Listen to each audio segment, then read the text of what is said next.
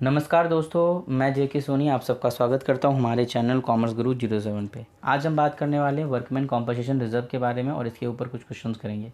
तो पहले समझते हैं कि वर्कमैन कॉम्पोजिशन रिजर्व है क्या। देखिए, वर्कमैन कॉम्पोजिशन रिजर्व का मतलब है कि कोई भी कंपनी या कोई भी फॉर्म के अंदर जो एम्प्लॉयज़ काम कर रहे हैं, जो वर्कर काम कर रहे हैं, उन्हें कभी भी माइनर या मेजर इंजरी हो सकती है। तो उस इंजरी के लिए वो क्लेम कर सकते हैं, या हो सकता है ये उनकी डेथ हो जाए तो उनके फैमिली मेम्बर क्लेम करेंगे।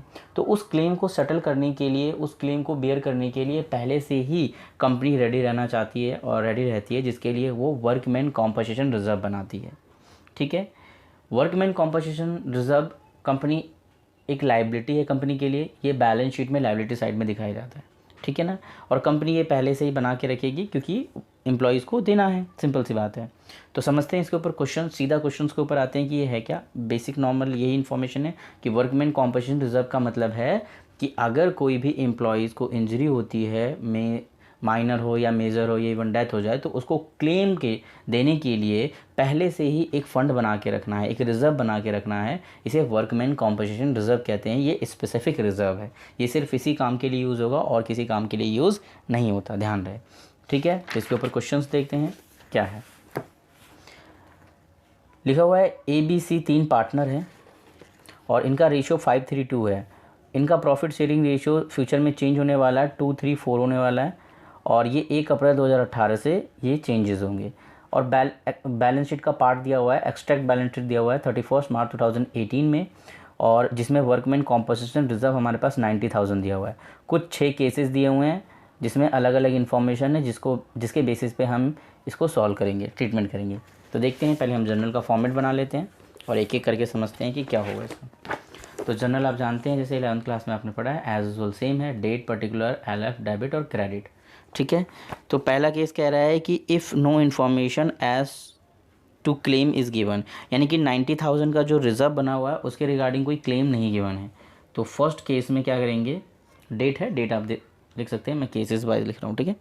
तो workman composition reserve account debit to A's capital account to B's capital account to C's capital account.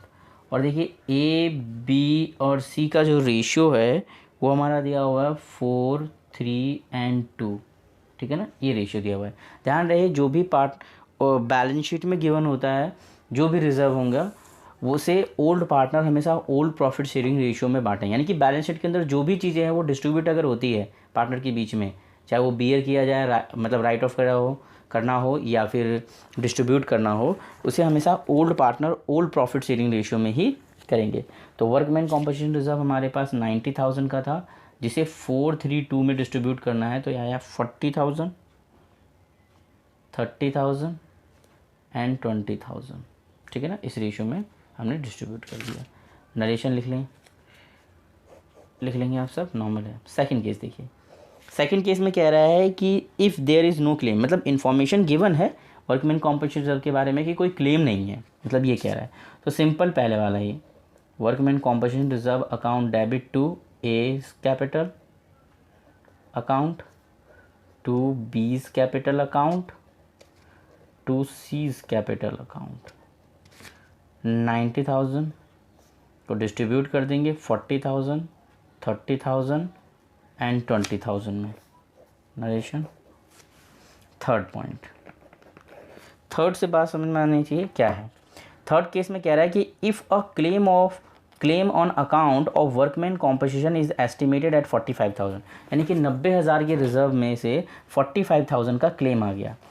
ठीक है ना, क्लेम आया तो लिखेंगे workman composition reserve account debit to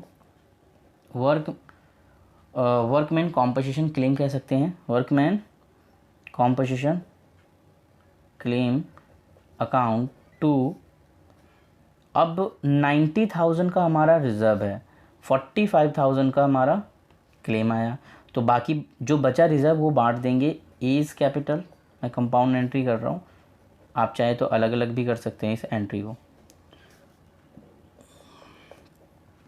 C's capital. ए को मिलेगा 20,000 इसी रेशो में सेम, 432 में 20,000, 15,000 एंड 10,000, ठीक है ना। आप चाहे तो ये एंट्री अलग और फिर इनकी एंट्री अलग कर सकते हैं, ठीक है ना। मैंने ये कंपाउंड एंट्री एक साथ करी है। हम ये भी कर सकते हैं कि workman composition reserve account debit to workman composition account 45,000। उसके बाद दूसरी entry workman composition reserve account debit to A's, to B's, to C, और फिर 45,000, 20, 15 और 10,000 अलग अलग भी कर सकते हैं। मैंने ये कंपाउंड एंट्री कर दिया।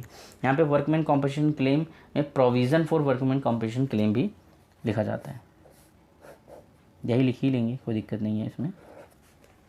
आगे देखते हैं फोर्थ केस क्या कह रहा है। फोर्थ केस कहता है कि if a claim on account of workman composition is estimated at 99,000, यानी कि हमारे पास रिज़र्व जो है वो 90,000 का है और क्लेम जो है वो 99,000 का है, यानी 9,000 का लॉस। तो लिखेंगे workman composition reserve account debit to provision for workman composition claim account. 99,000 का क्लेम आया, 90,000 का हमारे पास रिजर्व पड़ा था, तो 9,000 का जो क्लेम है वो रिवैल्यूएशन अकाउंट में जाएगा, क्योंकि अगर कोई भी लायबिलिटी इंक्रीज़ होती है तो हमारे लिए नुकसान होता है, जो कि रिवैल्यूएशन अकाउंट में भेज दिया जाता है डेबिट साइड में। तो रिवैल्यूएशन अकाउंट के डेबिट साइड में लिख दिया जाएगा वर्कमैन कॉम्पोजिशन क्लेम के नाम से 9,000 रुपीज़। और ये 9,000 का जो नुकसान हुआ है इसे पार्टनर बियर करेंगे, तो इसकी एंट्री होगी A's capital account debit, B's capital account debit, C's capital account debit to revaluation account के नाम से 9,000 को फिर 432 में, ध्यान रहे 432 में, यानी कि हमारे पास 4,000, 3,000 एंड 2,000, ठीक है। ये हमारे पास 4 केसेस हो गए। फिफ्थ केस देखते हैं। पांचवा केस क्या कहता है, if a claim on account of workman composition is estimated at 90,000, यानी कि जितना रिज़र्व उतना ही क्लेम, ठीक है ना। जितना रिज़र्व है उतना ही क्लेम है, तो no profit no loss, simple. तो जनरल एंट्री का फॉर्मेट आपको पता ही है, बनाना ही है।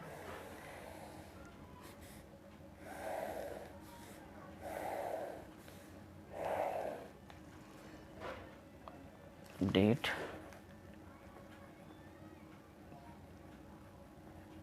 Particular, LF debit and credit.